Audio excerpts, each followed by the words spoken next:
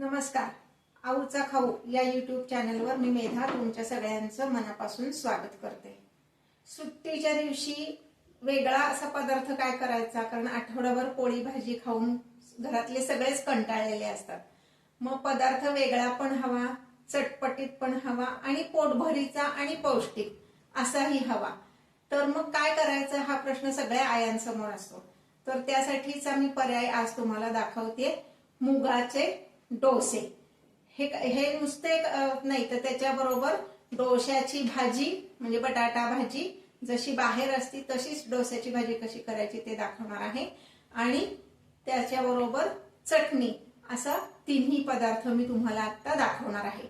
चला तर बघूया हिरव्या मुगाचे डोसे कसे करायचे. पहिली स्टेप, बॅटर कसं तयार करायचं. हे पहा, हे बॅटर फर्मेंट झाल्यानंतर असं दिसतं. तर ह्यात मी काय काय वापरले ते मी सांगते.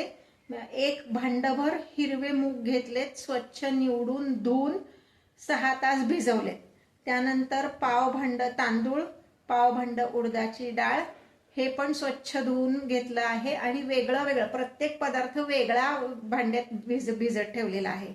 म्हणजे मूग वेगळ्या भांड्यात भिजवायचे, तांदूळ वेगळ्या भांड्यात भिजवायचे, उडदाची डाळ वेगळ्या भांड्यात भिजवायची आणि पाव भांड पोहे ते पण वेगळ्या भांड्यात भिजवायचे. सगळं आपल्याला 6 तास भिजत ठेवायचंय. 6 तासानंतर हे मिक्सर मधनं काढायचे, ते पण वेगळं वेगळं काढायचं, कारण प्रत्येक गोष्ट बारीक व्हायला लागणारा वेळ हा वेगळा आहे. त्यामुळं कमी पाणी घालून सुरुवातीला तुम्ही मिक्सर मधनं काढायचं आहे. आणि नंतर मिक्सर मधनं बारीक केल्यानंतर ते एका पातेल्यामध्ये काढायचं. की जे पातेलं थोडंसं मोठं घ्यायचं, पातेलं अर्ध भरलं पाहिजे म्हणजे फर्मेंट होण्यासाठी त्याला जागा मिळते. आता हे असं फर्मेंट झालेलं मी तुम्हाला दाखवते कसं दिसतं ते. हे पहा, छान, म्हणजे हिवाळ्याचे दिवस असून सुद्धा असं छान फर्मेंट झालेलं आहे. मी ह्यात आधी मीठ घातलेलं नव्हतं, आता ह्यामध्ये मीठ घालणार आहे. चवीपुरतं मीठ घालायचंय, म्हणजे साधारण मी ह्यात 1.5 चमचा असं मीठ घालणार आहे.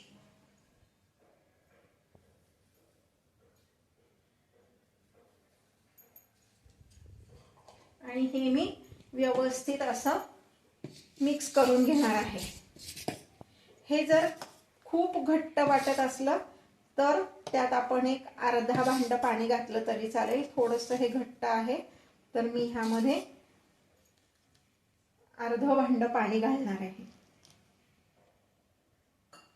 आणि हे पुन्हा मिक्स करून ठेवते.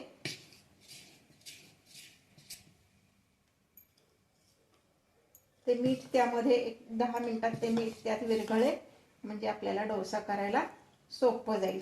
तोपर्यंत ह्याच्या बरोबर लागणारी भाजी आणि चटणी आपण बघणार आहोत. आता आपल्याला डोसा करायचा आहे, तर माझ्याकडे हा बिडाचा तवा आहे.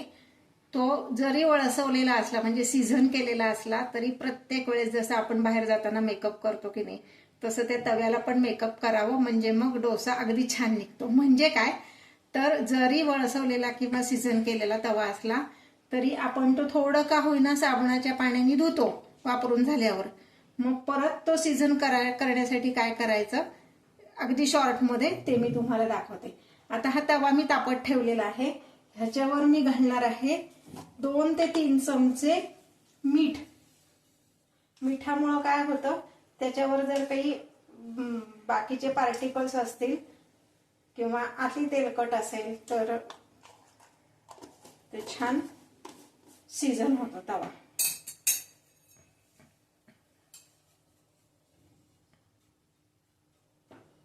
हे किती वेळ ठेवायचं, तर साधारणपणे 2 ते 3 मिनिटं हे असं मीठ त्याच्यावर ठेवायचं आणि नंतर ते मीठ आपण काढून घेणार आहोत. मिठामुळं काय होतं, मीठ हे काय कुठल्याही गोष्टीची स्वच्छता करण्यासाठी सुद्धा मीठ वापरलं जातं. मग साबणाने धुतल्यानंतर त्याचं सीझनिंग जातं, म्हणून नुसता वापर झाला की नुसता पाण्याने धुवायचा आणि पुन्हा वापरताना त्याच्यावर मीठ घालून गरम करायचं, म्हणजे तो तवा व्यवस्थित स्वच्छ होतो आणि पुन्हा सीझनिंग होतं त्याचं. हे आता या मिठाचा रंग किंचित बदललाय, म्हणजे 2 ते 3 मिनिटं तरी आपण हे मीठ ह्याच्यावर ठेवायचंय आणि मग नंतर हे मीठ आपण काढून टाकणार आहे.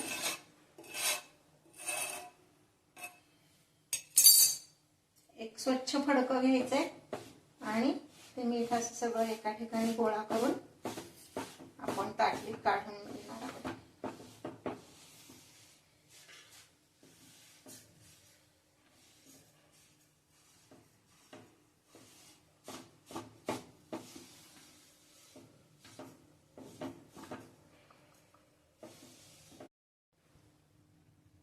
हे पाहता ह्याच्यावरचं मीठ मी सगळं काढून घेतलंय, पण थोडंसं तरी त्याच्यावर शिल्लक राहतं, म्हणून त्याच्यावर आपण किंचित पाणी घालणार आहोत आणि थोडंसं ते पुसून घेणार आहोत.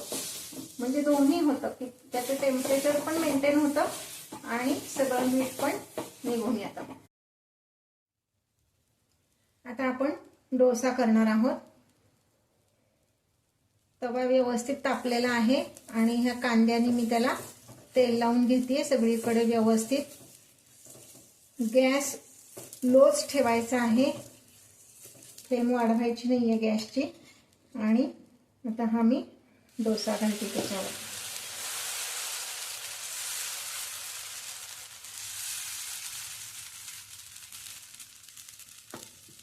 याच्यावर किंचित आपण तेल घालणार आहोत. तुम्हाला हव्या त्या साईजचं तुम्ही घालू शकता. आणि आता ह्याच्यावर मी 1 मिनिटासाठी झाकण ठेवले.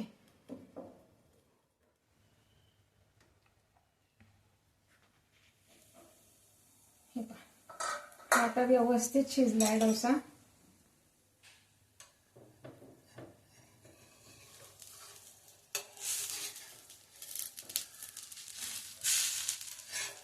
हा व्यवस्थित निघालाय. आता आपण हा सर्व करू शकतो. हे पहा आता आपला हा डोसा तयार आहे. मुगाचा डोसा, टोमॅटोची चटणी आणि बटाट्याची भाजी असं हे फुल मील आपलं तयार आहे. हे ब्रंच म्हणून पण आपण सुट्टीच्या दिवशी करू शकतो. हेल्दी, टेस्टी आणि तरी सुद्धा सगळ्यांना आवडणारं असा हा पदार्थ नक्की करून बघा. कमेंट बॉक्समध्ये तुमच्या कमेंट्स द्या. माझ्या चॅनलला लाईक करा, शेअर करा, सबस्क्राईब करा. आऊच्या चॅनलवर येणारे नवीन पदार्थ तुमच्यापर्यंत पोहोचवायचे असतील तर बेल आयकॉन दाबायला विसरू नका. स्वस्थ रहा, मस्त खा, आनंदी रहा.